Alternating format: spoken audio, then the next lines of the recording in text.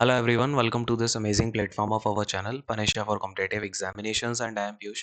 तो इस particular session में हम बात करेंगे जो IBPS क्लर्क है इसकी वैकेंसीज आपकी आउट हो चुकी हैं for the year 2023-24। That means ये आपका एक ईयर अगले का होता है बिकॉज जो भी आप ज्वाइन करोगे वो 23 के अलमसम आपकी ज्वाइनिंग आएगी। ठीक है, क्या डेट्स ऑफ एग्जामिनेशन है, क्या आपकी एलिजिबिलिटी है, कौन सा डेट ऑफ आपका रिकॉर्डिंग है, दैट इज कौन सी डेट तक आपकी एलिजिबिलिटी एंड एज वगैरह देखी जाएगी, उसके ऊपर बात करेंगे। But one of the important thing that जो हमें यहाँ से देखनी है कि वो ये है, आपका सीईटी तो दैट मीन्स नहीं लग रहा है अभी 2022 के लास्ट तक भी कैसे भी नहीं लगेगा बिकॉज आपका ये जो क्लर्क की वैकेंसीज है अभी ये भी फिलअप हो रही है। इसके बाद आपका एसबीआई का भी आएगा एक्सपेक्टेड है, जो कि देन आपका आईबीपीएस पीओ का भी आएगा। ठीक है, जिसमें कि आपके केनरा बैंक वगैरह जो भी पार्टिसिपेट करते हैं।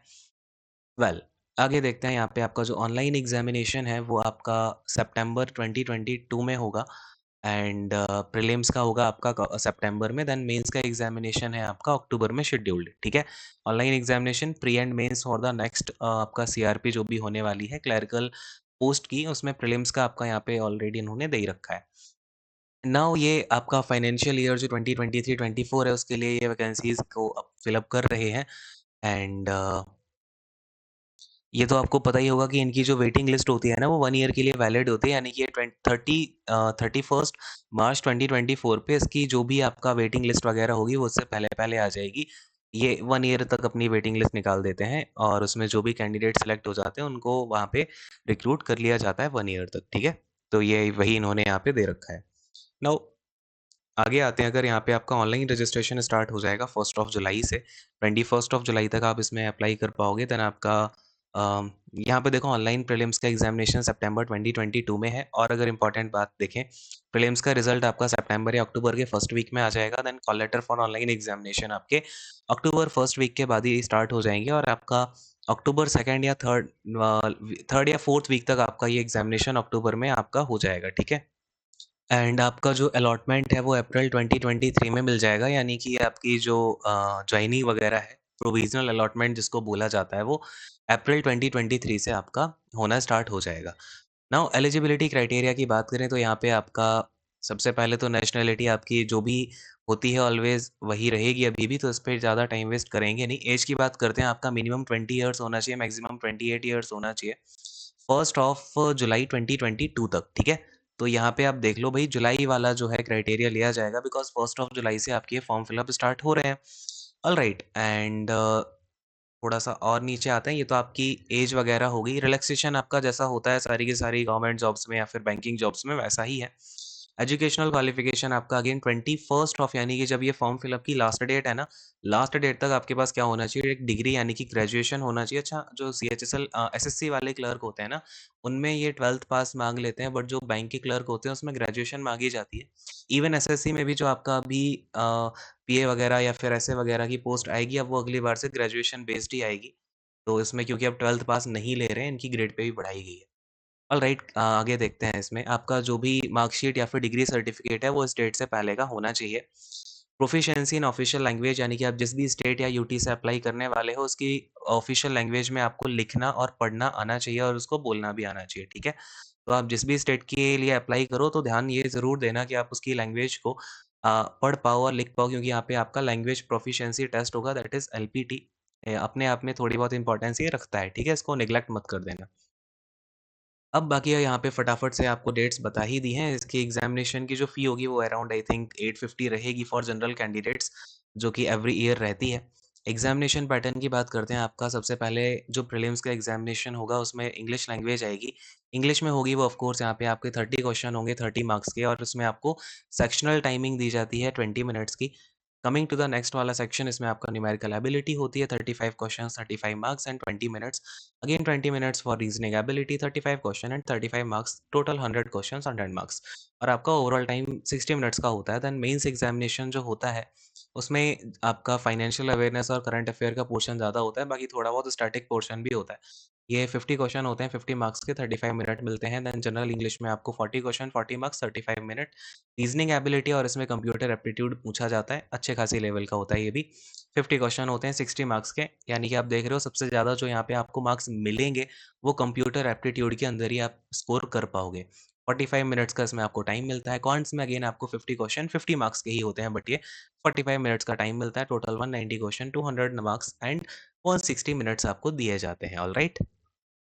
और अगर हम यहाँ पे बात करें आपका जो लैंग्वेजेस हैं, यानी कि आप जिस भी स्टेट के लिए अप्लाई कर रहे हो ना, उसकी रिस्पेक्टिव लैंग्वेज आपको कौन-कौन सी आनी चाहिए, उसकी लिस्ट यहाँ पे दे रखी है। जैसे कि आप अगर अंडमान निकोबार की बात करो तो यहाँ इंग्लिश और हिंदी आनी चाहिए।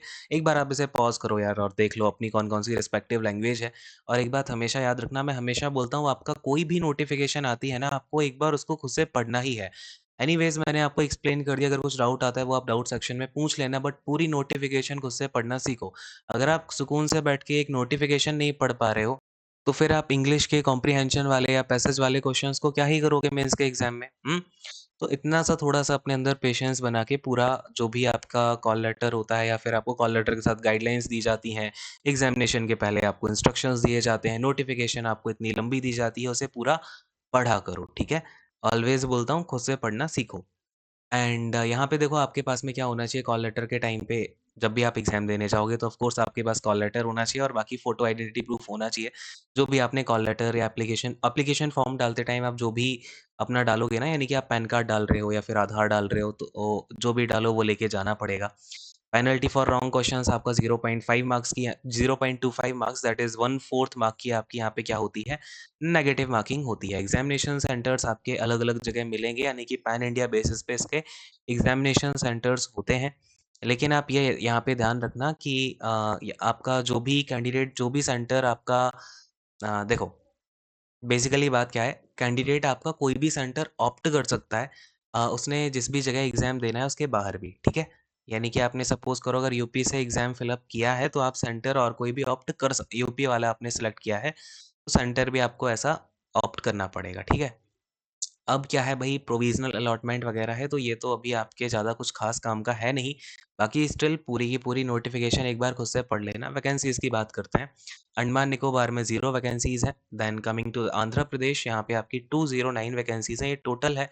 जनरल की 140 है, जिसमें आउट ऑफ टोटल यहाँ पे अगर बात करें अरुणाचल प्रदेश में 14 है, देन ऐसे ही आपका 157 है कहाँ पे, असम में। इस तरीके से आप देखोगे पूरा तो आपको ये दिखेगा।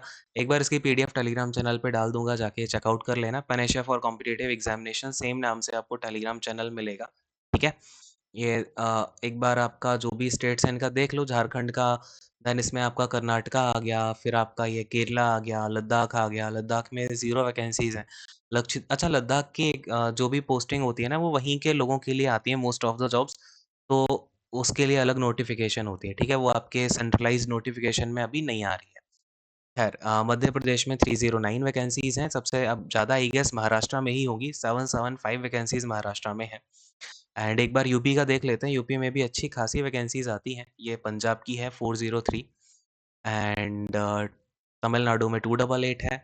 ऐसे ही अगर हम आगे आते हैं, हाँ, उत्तर प्रदेश में है सबसे ज़्यादा। उत्तर प्रदेश में है आपकी 1089 वैकेंसीज़, जिसमें से जनरल की है 439, ईडब्ल्यूएस की है 109, देन आपका 315 है ओबीसी की, 11 है एसटी की and there is 218 for SC.